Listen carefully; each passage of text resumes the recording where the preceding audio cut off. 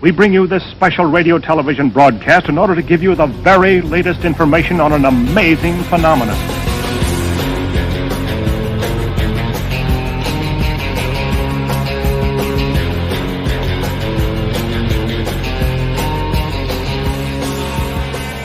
From the files of Schlock and Awe, welcome to Natural Selection, the home of the DTV Creature Feature.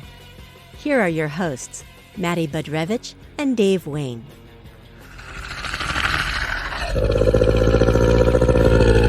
Don't you dare touch me! Stand back! No! No!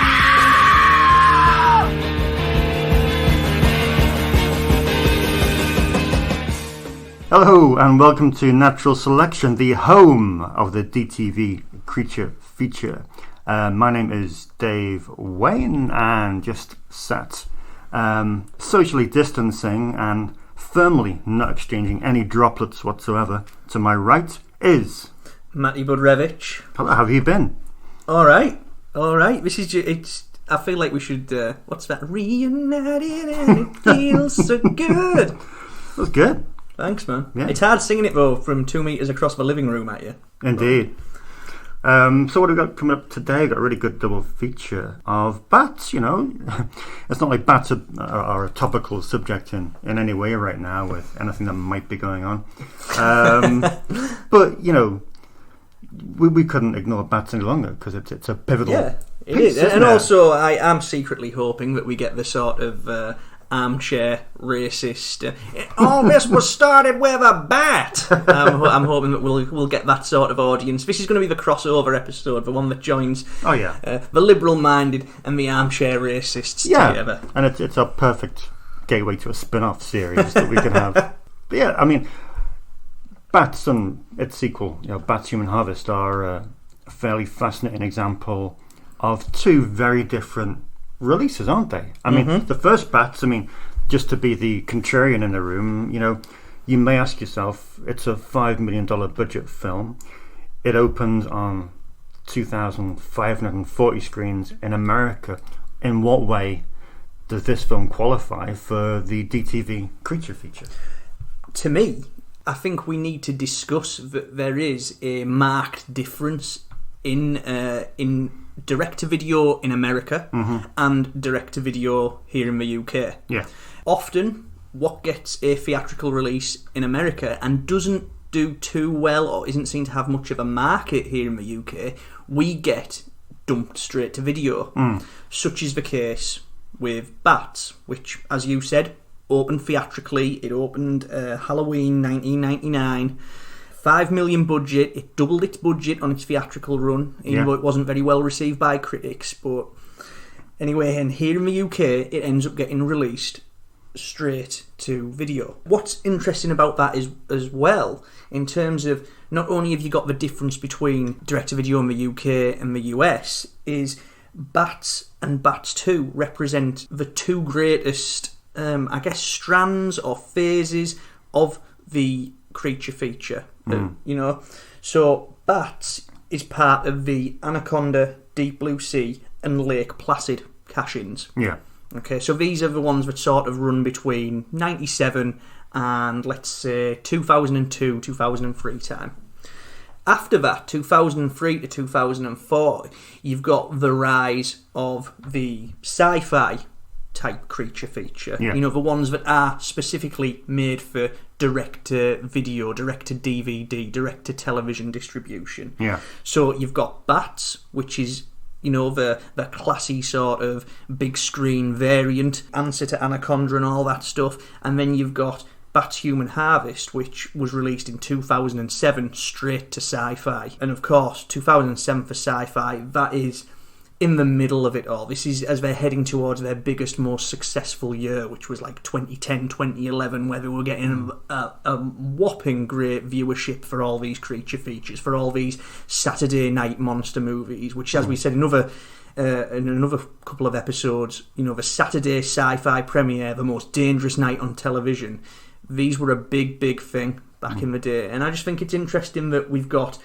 a film that was released theatrically stateside, but then was released straight to video here in the UK, as part of the whole Anaconda, Deep Blue Sea, Lake Placid sort of vogue. And then it spawns a sequel, near enough 10 years later, which goes straight to television. And which at the time of Bats 2's making, of course, they were, the Sci-Fi Channel, they were knocking out all these sort of sequels. You had the Pumpkinhead stuff, you had the 2 Return of the Living Deads, and then ultimately things like Anaconda 3, Anaconda 4, all the Lake Placid things. In short, Bats and Bats 2 are just a really cool example, a microcosm of the entire creature feature spectrum between 1997 and 2009 time. You're listening to Natural Selection, the home of the DTV creature feature. The full moon of October is known as the hunter's moon.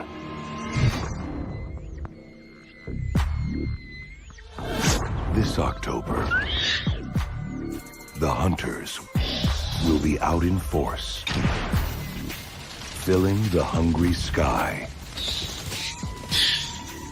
And you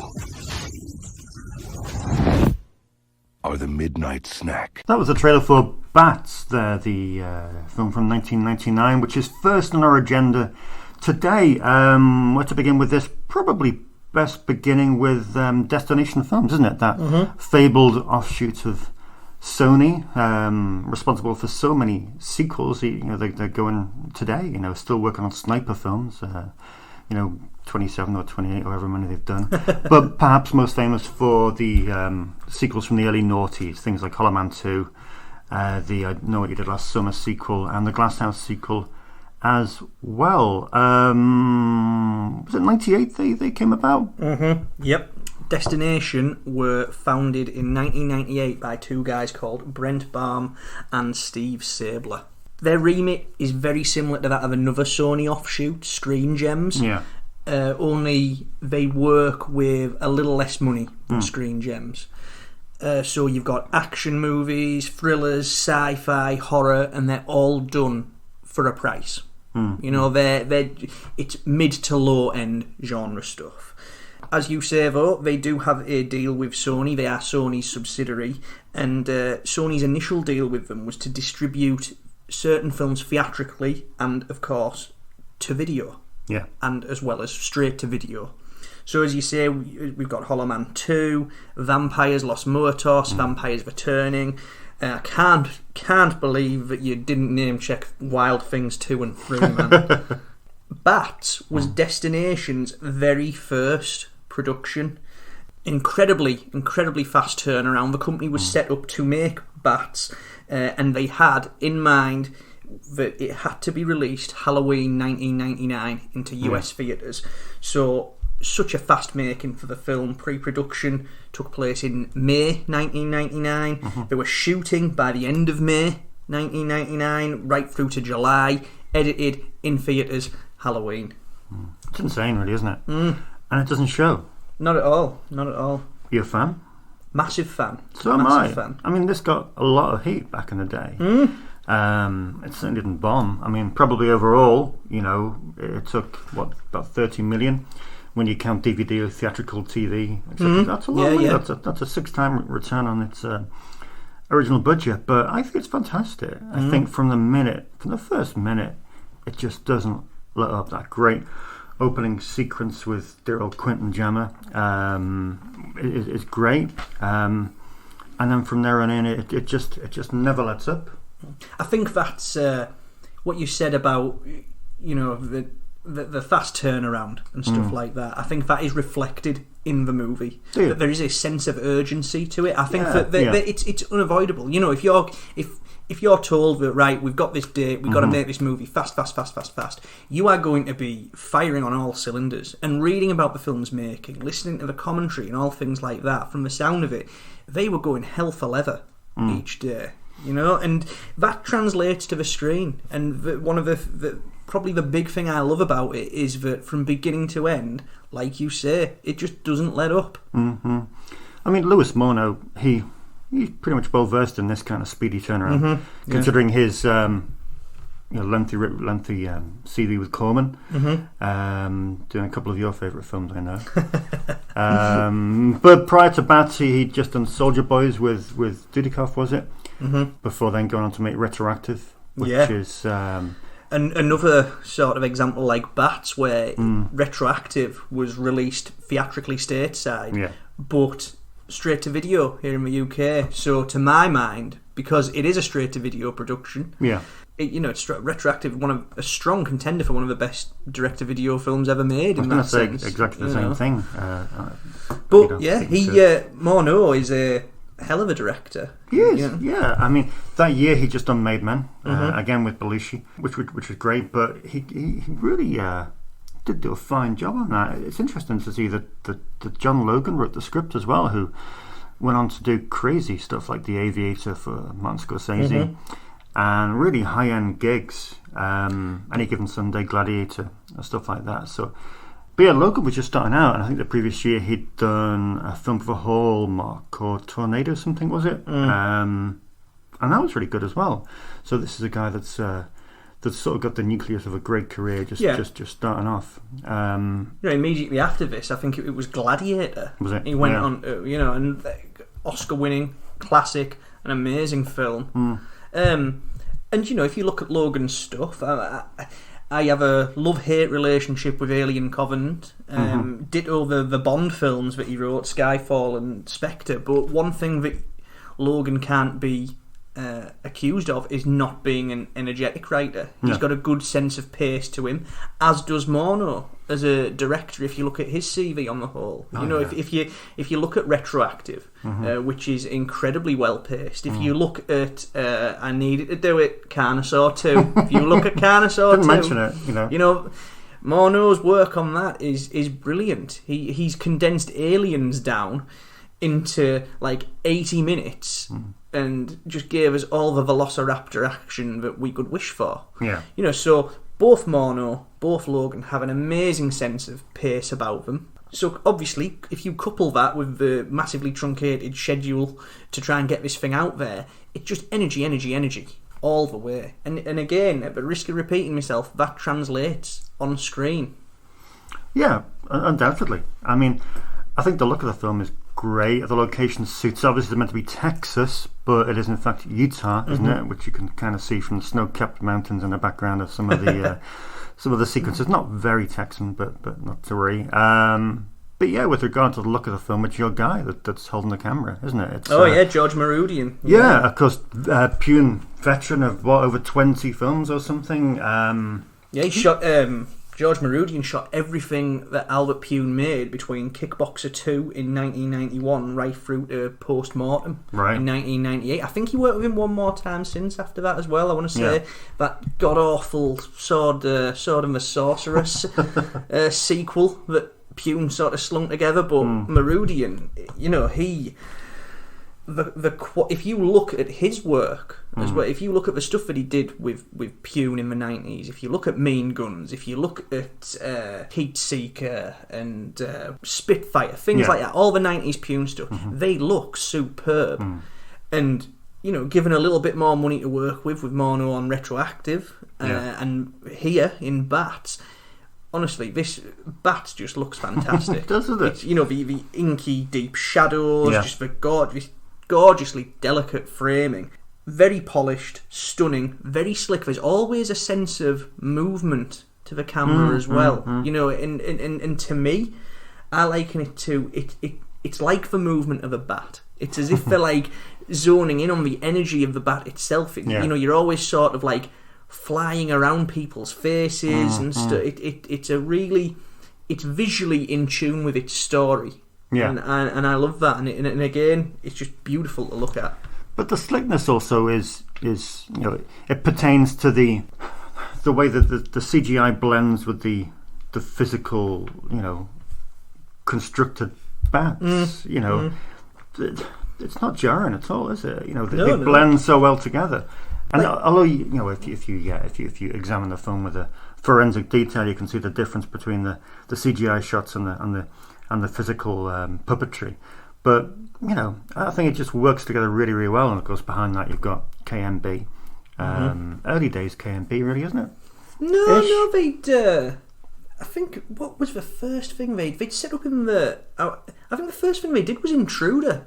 Oh, was it? Yeah, back 10 years earlier. But this was, they were still very much at this point. They were still doing, the schlocky kind of horror movies. Kurtzman, one of the founders of K&B, he'd not long done Wishmaster. Yeah. They'd done From Dusk Till Dawn. This was still the relatively halcyon days of rubbery effects and stuff. Shortly before the market fell out and they all started turning to CGI. Yeah. Of course, it didn't really affect K&B because they're still a massive, massive force. Yeah. And rightly so, because their work's superb. But yeah, the puppets that they have are amazing. Wonderful sort of tactile quality to them. The bit with the bat in the baby's crib. Oh, awful looking. Really creepy. This horrible little kind of effect going on. I don't know how else to verbalise that. That's all right. I thought that was a good through onomatopoeia. And it does. It blends very well with the CGI. I don't think the CGI is intrusive, and I would stick my neck out on the line to say that the CGI in this is much more preferable and much better than in Anaconda or Lake Placid. Yeah. I think they are helped, of course, by the fact that a lot of the film does take place at night, and as we all know, the night hides a multitude of sins. Read into that what you will, but yeah, the effects are great. The bats are a cool monster. So, what is going on in Bats? I mean, you got Lou Diamond Phillips playing the sheriff, Emmett Kinsey, and then you've got Dina Meyer as Dr. Sheila Casper, who's the batologist. Batgirl? Is that a thing? Batgirl. We'll call her Batgirl. Yeah. Because there's a thing going on in the town with bats that aren't really as vegetarian as they used to be. Yes. I know the word isn't vegetarian, is it? It's more sort of scientific than that. Herbivore. Yeah. There we go. But yes, they are genetically engineered bats, which in this day and age, in the age of COVID-19, I don't want to get my tinfoil hat or anything, but I am sure you can see where I'm going with this. But that corona bat, it's an escaped experiment, people.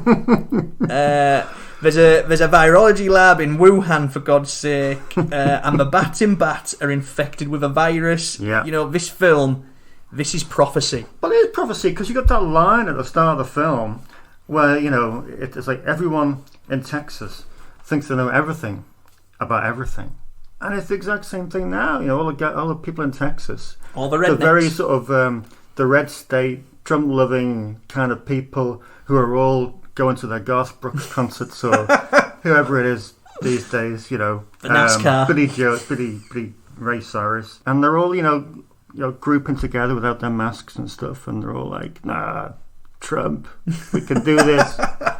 So yeah, again, it's prophecy because it is set in this small Texas town called Gallup, where these vicious creatures are causing mayhem. Where obviously Dr. Casper and her very funny assistant Jimmy are brought in to deal with it. Jimmy's great, isn't he? Played by he's very much the token comic. Played by Leon, of course, who was in Cool Runnings and stuff like that. And he's great. And I think one thing that Lewis Murnau said in the commentary was initially that role wasn't comedic in any way, but they kind of adapted it as the film went on to kind of bring a little bit of light relief to the show. Yeah. And it really did. I mean, because for us, unashamedly B-movie, Bats is in premise. And Morneau has always been very, very upfront about it.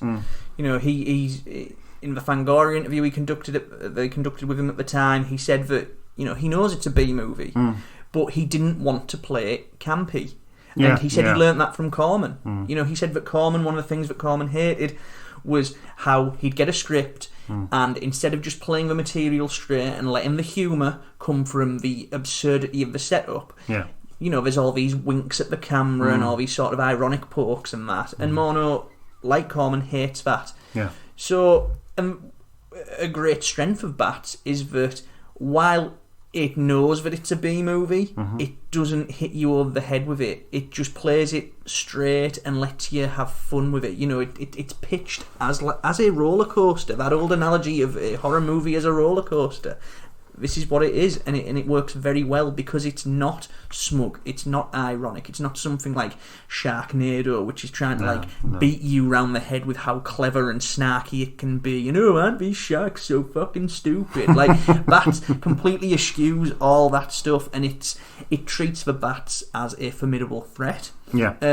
Yes, there's not much in the way of character development or anything like that. But who cares? Yeah, like, frankly. the sheriff, Batgirl, the evil scientist who made the bats, you get enough information around them. But, you know, they're cartoon characters. They are, they're caricatures, but they suit them. The film suits them. You know, Diamond Phillips is that perfect small-town sheriff, but also the supporting cast as well. You know, obviously Bob Gunton as the evil doctor, Dr. Alexander McCabe. Bob Gunton, of course, you know from the great Warden in Shawshank Redemption, but an actor.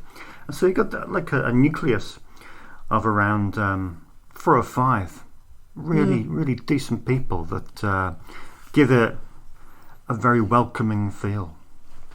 But as we've said, the money is the bat action. Yeah. You know, there's as well as the K&B stuff. This is, like we said about the CGI. There was over 200 CGI shots of bats or augmentations to the bats, and they really pay off because this is a film not only of great energy, of great technical moxie.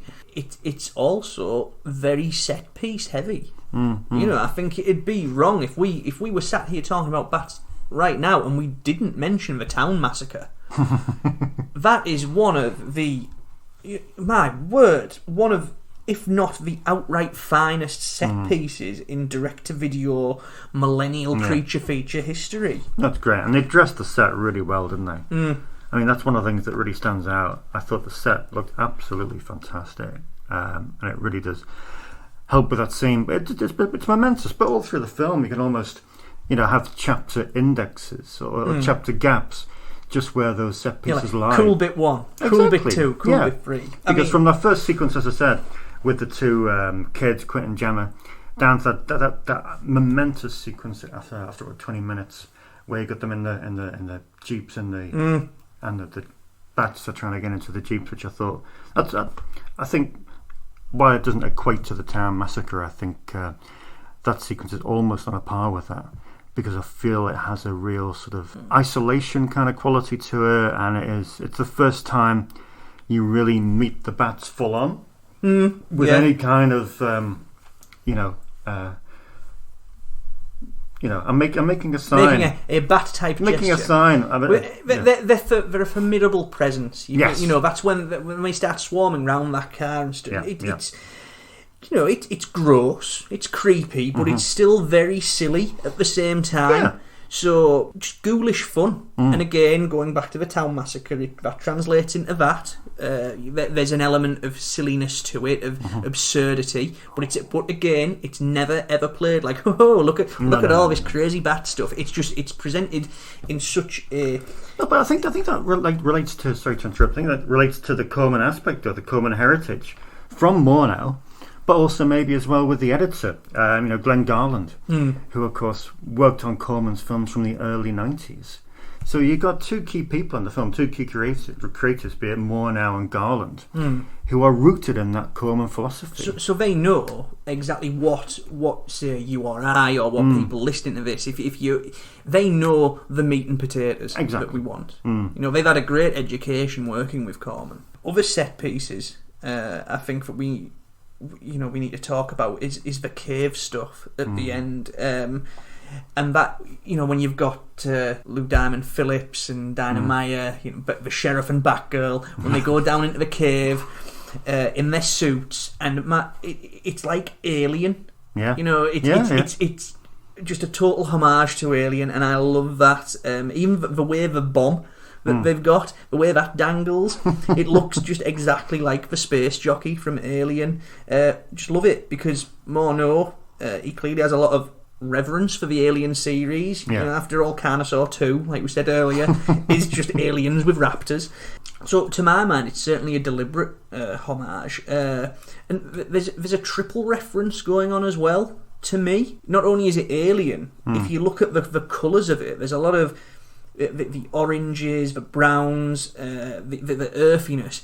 That's like Norman J. Warren's Inseminoid. Oh, yeah. You know, the same sort of set design and that. And then you've got a little touch of Bava in there as well, a bit of Planet of the Vampires, you know, more of the pulpy, lurid sort of lighting effects, like the blues and like the gentle greens that start dribbling in. And it's just really cool. Again, it links in with the whole sense of spectacle, and it's got that crocodile type quality to it, whereby it's got you think this film's peaked with the bat attack, but then after that, the next amazing sequence involves fire, electricity, shooting, shitloads more bats, and then you have this cave sequence, and then you have all these random, really quirky touches in the middle of it all. You know, like when the bats rip apart another bat that they put a tracking device on, which is just such a cool and imaginative touch. You know, this is a film, it's having fun with being a B movie. Yeah, I think they had the tools to do it though for that sequence. I mean, it was a set, wasn't it? An old steel mill, I think it was. I think they were there for about a week filming it. So it looks as though they could really get out of that just what they wanted. And they certainly did do.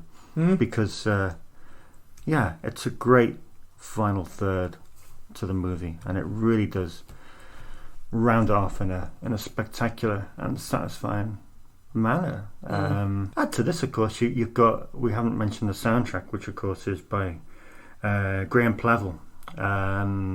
Lewis Moore states on the commentary that he wanted almost a Bernard Herrmann style sound to it, and I think he does get that. I think it does have that Herrmann sense of foreboding to the score as it builds in certain moments. I mean, Revel's an amazing composer anyway. You know, you've got Crow. The Crow, Saint, maybe not. Oh God, I cannot abide Roger Moore, man.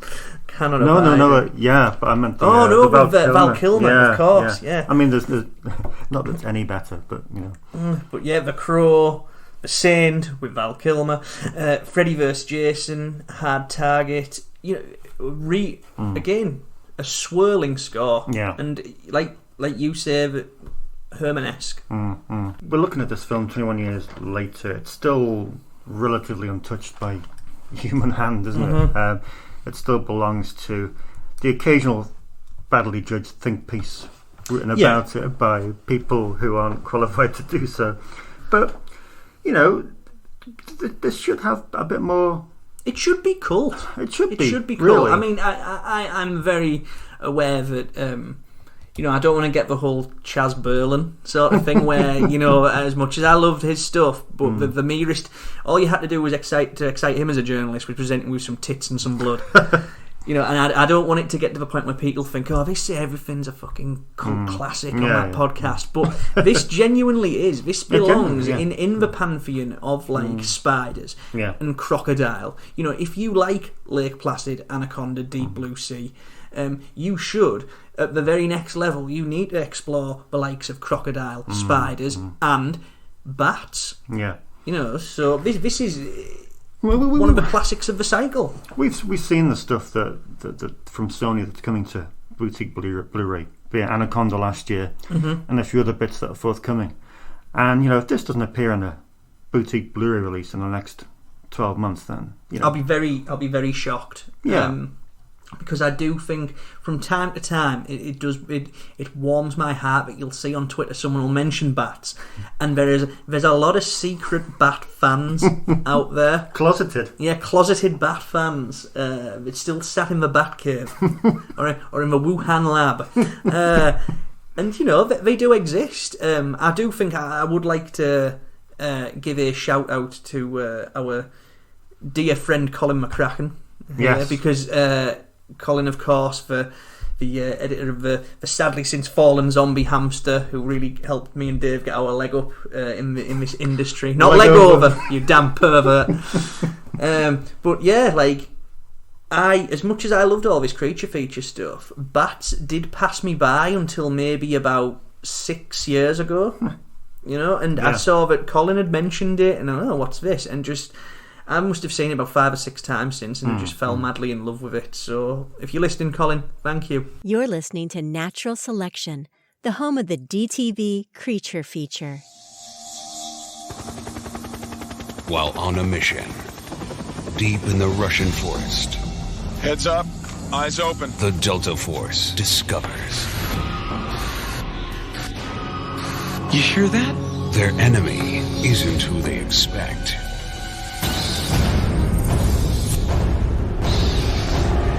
And realize, once they enter the forest, they may never get out.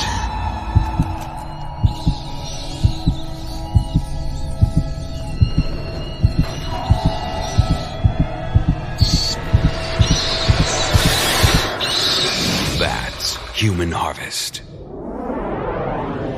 You were listening to the trailer for Bats 2, the Human Harvest.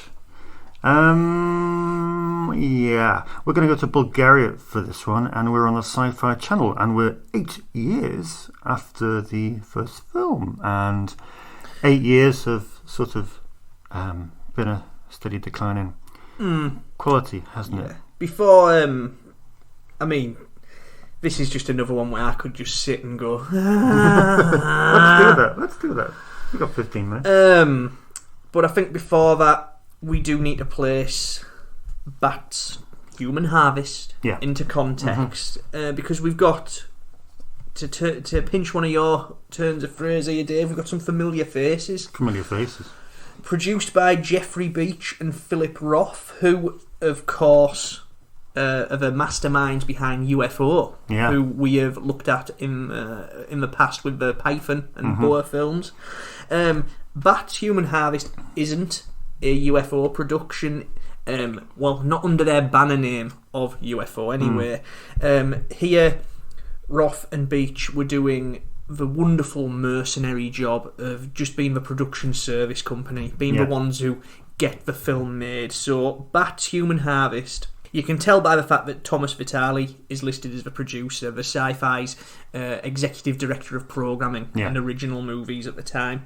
Bats 2 is 100% Sci-Fi slot filler, right down to, as you say, being made in Bulgaria. Of course, I say that with a smile on my face, because I think that we have proved in this podcast so far that we love the sort of Bulgarian direct-to-video, straight-to-TV stuff, especially if it's affiliated with Roth or New Image and things like that. So, yeah, there's nothing wrong with mercenary filmmaking, nothing wrong with the whole supply and demand thing, but Bats Human Harvest is just so meh. Yeah, I mean, my disdain for it comes from a more military-based angle. I can go back here on childhood tales of woe, but I won't. I've never been a fan of war films. I don't know what it is. Apart from maybe Terrence Malick's Thin Red Line, and maybe some anti-war films like that Brian De Palma one he did called Redacted. Which is really? That's an interesting choice. They've never.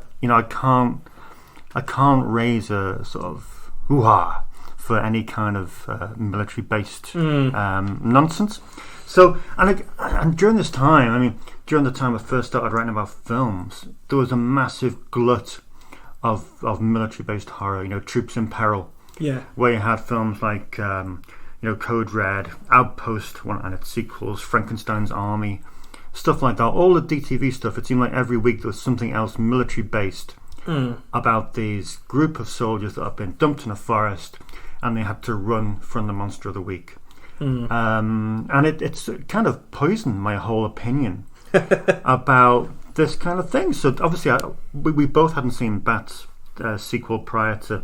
Yeah, this was the first time viewing for both of us, wasn't it? Prepping for this podcast. And I stuck it on the other day and it just brought back flashbacks. How appropriate. Yeah. So there was me ducking behind the couch, avoiding the gunfire. And it was just...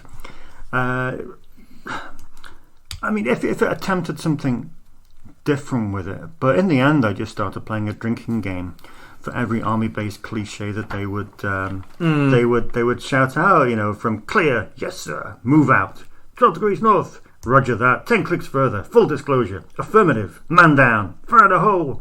They're all there. Yeah, it is. If you listed every one of these cliches, these utterances, then you would be pissed after about 15 minutes. Yeah, it's which might be a plus. The script is just pulled from the big book of military film cliches. There's all the army guy posturing in the military boardroom. The dialogue is quite honestly utter bollocks. Not a clue what's going on other than it's just military-based claptrap. I do think to a certain extent it is interesting because there is a sequence set at an Al Qaeda training camp. Yeah, in Tikrit. And if you read it a certain way, I do think that perhaps that's a little poke at the war on terror. Mm-hmm, and it's interesting that if you look at it. That if you look at the modern, say, post-1997 creature feature, everything from Anaconda onwards, if you really pick apart the underlying themes of those movies, we go from the pre-millennium stuff, which is very much about pre-millennium bug panic. Yeah. You've got the fear that at the turn of the year 2000, I think we've said it in reference to like They Nest and Crocodile, this fear that at the turn of a millennium, everything would go haywire and we'd plunge back into the dark ages. But then, if you go post 9/11, which is where Bat's Human Harvest falls in, for obvious reasons, 2007 film, but if post 9/11, it's evoking, those post 9/11 tensions. There's a greater spike in films like Bat's Human Harvest, films which involve creatures and soldiers and elements of combat. We saw it last episode with bugs. Yeah. Interestingly though, for a sci-fi production from around 2009 time, both Fred Olen Ray and Jim Wynorski are on record as saying that sci-fi, they don't like the army as a plot device. Right. It was one of the things that when Fred Olen Ray was making Direwolf, and it was done with the intention of getting it put on sci-fi. Yeah. And in one of the sort of, in the show Bible that he was using, the sort of do's and don'ts list, it was like, we don't want the military. We don't like the military. And they hate films about or involving the army, which is surprising because, as you've alluded to, they show a lot of films about the army. The previous year they just made SS Doom Trooper. So that's weird. It must be a very fluid Bible. But should we try and navigate the plot in some kind of way? Because we start in Chechnya with a group of a couple of fellas in a truck who succumb to some bat power, and then we, as you said, we go over to Tikrit in Iraq to this training camp, and then back to Chechnya. All for the sake of getting the doctor. That's right, we have to get the doctor, don't we? Yes, that's the vague mission. Thomas Arana's character. Thomas Arana, of course, from Frankenfish. Yes, but probably best known for a couple of pretty hip Italian horror titles that he appeared in. You got The Church, The Sect. One of my personal favourites that doesn't get as much love as it should. Lamberto Bava's Body Puzzle, which I think's great. But yeah, it wasn't until they arrested him, until all these soldiers got him at like the 50-minute mark, that I had any idea what the fuck the actual thrust of the plot was. Prior to that, it was just military claptrap and a few scenes of bat action. With regard to the bat action, it is primarily CGI, isn't it? It's not that bad. If I have to throw a positive at the film, it's probably the fact that I actually quite like the way the bats are shot. I like the perspective. I like the way the camera followed the bats from the rear, which sort of made you feel as though you're part of that attack. So I quite like that aspect, which was in contrast to maybe the first film, a little bit different. But it kind of, a frustration for me was probably the fact that Jamie Dixon was quoted as saying all the time, he tried to do this in comparison to the first film. He tried to do this, he tried to get these, he tried to do this, but he didn't really manage to do much. And we like Jamie Dixon. Yeah, don't we? I think Jamie Dixon's great. He's a VFX guy by trade, which is why the CGI in Bat's Human Harvest looks so good. Because as you say, there's a bit where the bats swarm around a couple of, I couldn't work out whether they were rebels or yokels. Yeah. But these sort of local types are out in a field, and when they get swarmed by the bats, it's faultless. Just hypnotic as well. Just the swirling, flickering, massive, rapidly flapping wings, deafening squawking. It's a very cool moment. Ditto the attack on the soldiers. The CGI is really good, except the CCTV effects. I thought they were horrific. Oh, yeah. Okay. And they played in marked contrast to the excellence of the bat stuff. But Jamie Dixon, so VFX guy. His credits include Spawn, Deep Blue Sea. He was actually the guy responsible for Samuel L. Jackson's death. He was one of the guys who worked on that and oversaw that bit. Supernova with Lou Diamond Phillips, who of course we mentioned in Bat, and which is a great film, by the way. Supernova. I prefer it to Event Horizon. Putting that out Good there. Lord. Putting that out there. Prometheus. Did VFX on that, and he usually did it under the guise of his VFX company, Hammerhead Productions. But what I like about Jamie Dixon is he had previously directed a very nifty film called Bram Stoker's Shadow Builder, which was one of the wave of sort of Stoker-based video and cable programmers that popped up in the 90s. Yeah. After Francis Ford Coppola had done Bram Stoker's Dracula, you had all this stuff like Corman doing Burial of the Rats, Bram Stoker's Burial of the Rats, and the utterly horrific Bram Stoker's Legend of the Mummy, which was made by the guys who did The Kindred. Yeah. I can't get the name right now. Jeffrey Obro. I think that's the week for the first time. But at least the sequel was decidedly better, wasn't it? Yes. By David Dakota. But Jamie Dixon he's a very talented guy, not just in terms of VFX, as a director. He has that sort of Mono quality to him. He doesn't have as many films as Mono, but he knows how to make a film visually interesting. And again, just to add to the sole positive that you pointed out with Bat's Human Harvest, is that there are a few touches of Tony Scott to the film. There's a bit of flashiness, like these freeze frames and flashes of light. It's competently shot as well, though some of the day for night stuff is really, really bad. It's really poor quality.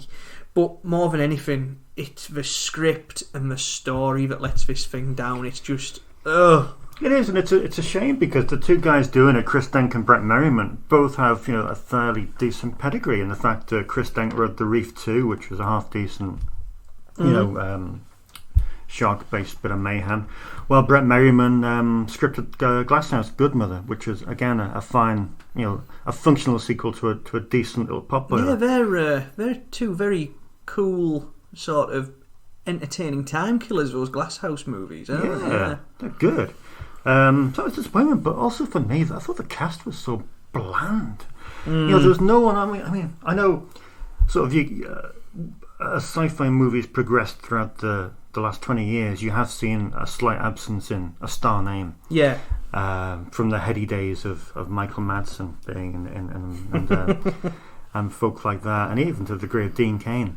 But this one, both Michael Jason, David Chikachi just don't really cut the mustard in terms of having a presence on film. Yeah. Whereas while Pollyanna McIntosh is good in one of her first film roles, with her Russian accent, her Russian Scottish hybrid accent, it gives Mark Frost in Faust a run for money, in terms of if you watch Faust, where his accent goes from broad American to broad Birmingham.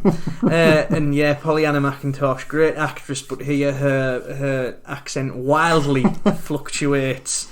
But other than her, and then I think it was one of the guys you mentioned. I just wrote him down as young Michael Bean looking guy. Oh yeah. You know, the cast are completely indistinguishable. Yeah. Which, you know, in something like a David Dakota movie, that's good. That's what it's meant to be. That's part of the guy's tableau. But here, where you're meant to relate to these characters, where they all speak with the same rhythm, they all look the same, they all are they're beyond cardboard cutouts. They're just so completely vacuous and empty, and I just didn't give a rat's ass about them. And like the whole movie really is just kind of boring. I just found myself daydreaming, checking my phone a lot, sighing very loudly to the point where my neighbours actually started banging on the wall. And I just wished that I'd watched Bats again, the original. Yeah. Bats 2 is available on DVD, second-hand normally, but it's also available on Amazon Prime if you want to stream it in HD. It is quite a nice looking... Yeah, it's worth it for the visuals. I don't know, maybe one of those things where there used to be nightclubs around here where they'd have some random B movie playing in the background while you were drinking. It was just as a bit of visual. I think that was actually the first time I saw 2019 after the fall of New York. Yeah, it was in a place called the Corner House in Middlesbrough. They were playing that on the screen, and I was meant to be I don't know, with my girlfriend or something at the time, and I think I just ended up paying her and all my mates off and just watching 2019 after the fall of New York. So if you want a bit of ambience, Bats Human Harvest is good. But and it's kind of cool seeing Thomas Arana getting blown up by the bean-looking guy with a landmine. That made me smile. It was a really well-timed and really well-done gag. Yeah. But that's pretty much it, really, isn't it? You can't really add more onto that. I hate it when we end episodes on a downer like It this. is a downer, but you know, it's hard to sort of... It's like a post-coital... the guilt. The post-coital guilt. Post-coital guilt after the heights of Bats and the sultry, seductive nature of its dazzling brilliance. Bats 2 is just a torrid affair. Yeah. With the person that you never really fancied in the first place, and you just sort of and now you're having to avoid them. Yeah, stop responding to their calls. Exactly. That's Bats 2. Good to be back. Yeah, massively. We've got another 2 episodes lined up for natural selection. So there's just 2 more, isn't there? 2 more. Then we're call time on it. I think we've done what we've set out to do that point. Unless, of course, there is a uproarious demand. It's a crowdfunder. For us to do things like Piranaconda and that. Who knows? We'll probably dust them off further down the line. But we are going to take a creature feature break very soon after the next 2 episodes. Hiatus. Yes.